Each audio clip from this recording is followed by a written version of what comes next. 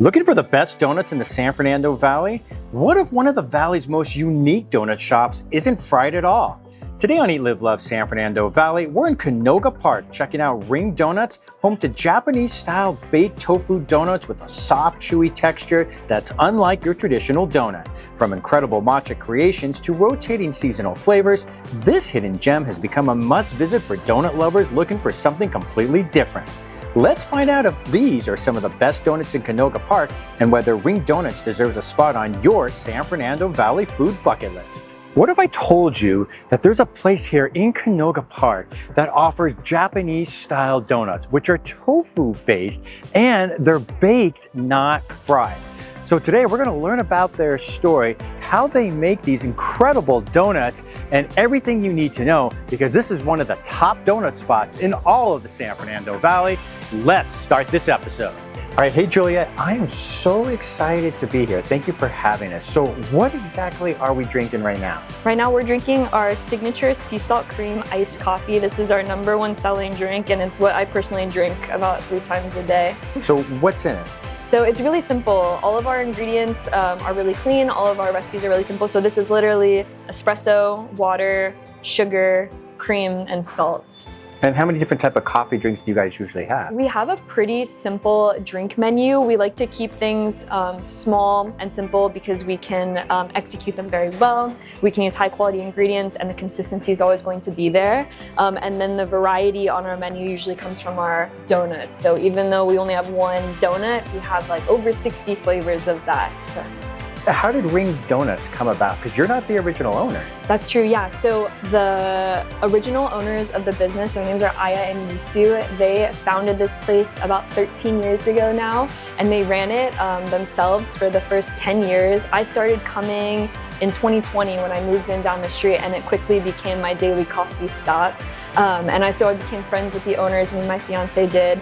And then about just over 2 years ago, they told us that they were planning on retiring and moving back to Japan.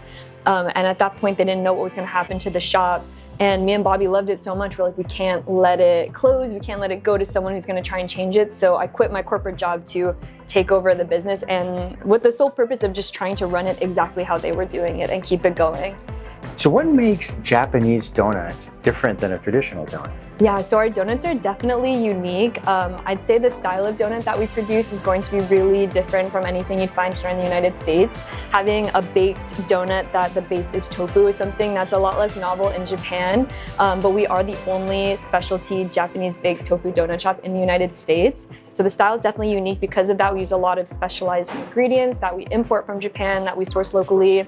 And one of those ingredients is going to be rice flour, which using that as the base makes our donuts naturally gluten-free. All right, before we go back into the kitchen, I want to ask you about one thing I saw on the wall. The donut card. Tell me about that. So we have a loyalty card system here where when you come, you get a stamp anytime you buy a drink. And when Bobby and I, my fiance and I took over the business, I still had my card from when we were customers. And every time you fill up a card, there's 10 stamps on it. We'll increment that number. So you come 10 times, there's going to be a 1 on that card. When you get your new card, it's a 2. And our card is at a level 99. So if you do the math, that's over 1,000 coffees over the years. So you spent a lot of time here. Spent a lot of time. Sign of things to come. Yeah. All right, let's go back in the kitchen. Let's see how you make some of these donuts. Sounds good. All right. Julia, we're in the kitchen. And so the first thing that I noticed is you have tons of bananas hanging.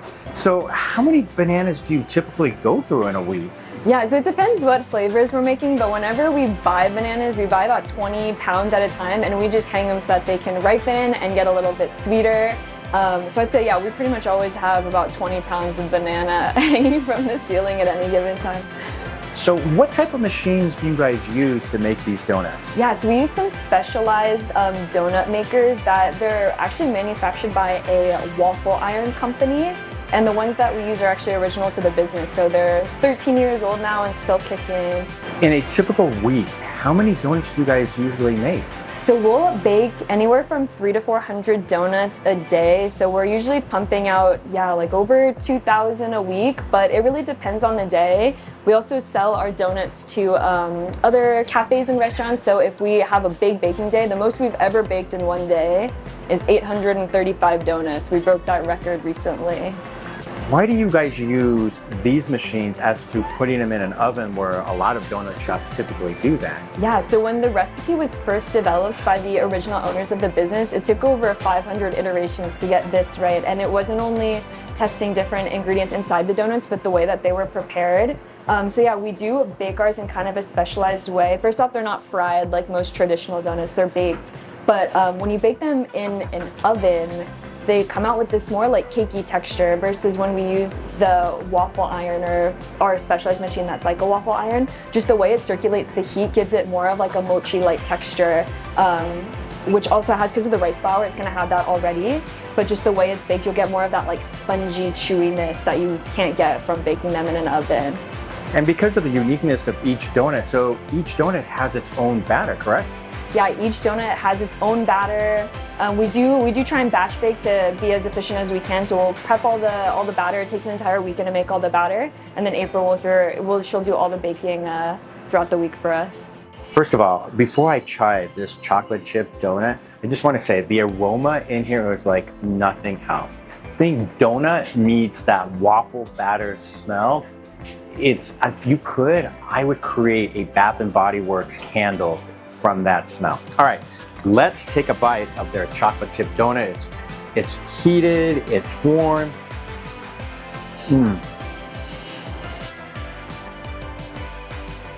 Oh my goodness. So first of all, just because this is a hot donut, right? So it's super soft, it's extremely moist, and then, you know, like Juliet was talking about, you don't have that cakey, doughy feel, that heavy feel when a lot of times you're eating a normal donut. So this is very light to me, but there's so much flavor involved. And you know, a lot of times, like when you eat donuts, even though they're kind of handmade most of the time, but the problem is, like, you still have that industrialized taste to it. And here you have this natural. Remember, all of their stuff is gluten-free, but you almost wouldn't know it by the way it tastes. There's a sweetness to it when you bite in. And then again, like I said, it's soft and moist here in the middle. And this is what a donut should be all about. So I've already had the chocolate chip and the red velvet. Those were delicious. But one of the donuts that I really wanted to try here is the rum raisin. And that's because it literally takes 3 years to create this donut. So they literally put the rum and the raisins. Right now, we literally just watch them do it.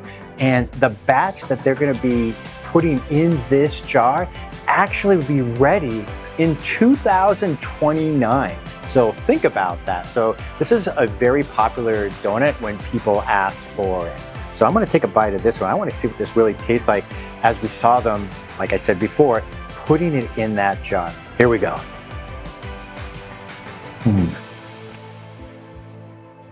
Like the other donuts, you have that soft texture on it. And then once you take a bite of the raisins, there's a sweetness to it, but with that rum flavor. And it's not strong, it's not overwhelming, and it just gives it that perfect flavor that you would be looking for on the rum raisin. Because I like raisins, I'm a huge fan of oatmeal cookies. Just for to give you an example, those oatmeal raisin cookies. But this is really good. This is a donut that I could eat almost every day. Last but not least, this is their ube donut. So this is probably one of the most popular donut. All right, so let's see how this goes. Break it in half here. This might actually be the donut that I've been most excited to try today. Again, just because it's one of the most popular donuts, and I'm a huge fan of ube. So as I've been telling you, like just with all the other donuts, you have that soft texture that you have, and then that ube flavor comes rushing through, and it's just the right amount so it doesn't overwhelm you. But man, all of these donuts are absolutely incredible. Now, if I could, I would just stay here the whole day and basically just try every single donut. But it just means that I'm gonna have to come back again in the future. Ring Donuts in Canoga Park at Owensmouth and Van Owen, just north of Van Owen Street on the east side of the street. If you're a donut lover and you live in the San Fernando Valley and you haven't checked these guys out, you are missing out. So make sure you come and check these guys out. Again, this is another local business you can support. They're doing great things here. And again, if you're looking for a donut that, you don't have that heavy feeling afterwards, this is the place to come. Of course, they got their specialty coffees as well. If you like this episode, make sure you like, comment, most importantly, share, and we'll see you on the next episode of Eat, Live, Love San Fernando Valley.